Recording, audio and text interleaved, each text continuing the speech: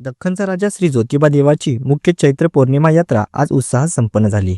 पहाटे 3 वाजता मंदिरामध्ये घंटानाद करून आजच्या मुख्य यात्रेला सुरुवात झाली।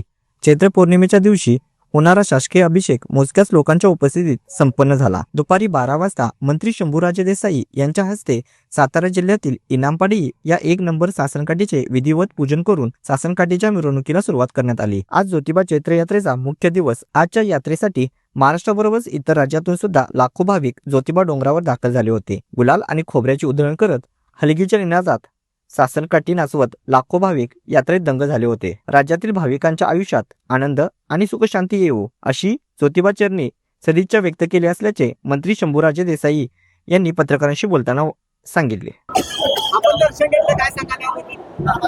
मी दरवर्षी क्षेत्र वाडी रत्नागिरीला यात्रेनिमित्त आमचे कुलस्वामी ज्योतिबारायांचा दर्शन घ्यायला, आशीर्वाद घ्यायला येत असतो।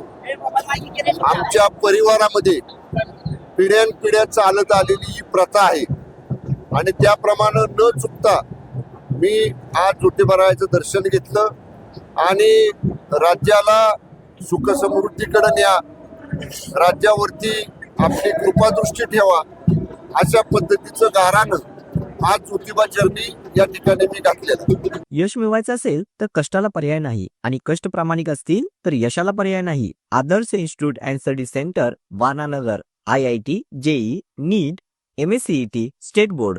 आजच प्रवेश घ्या, उद्याच्या यशाचे मानकरी व्हा। वेळ घालवू नका, आजच कॉल करा।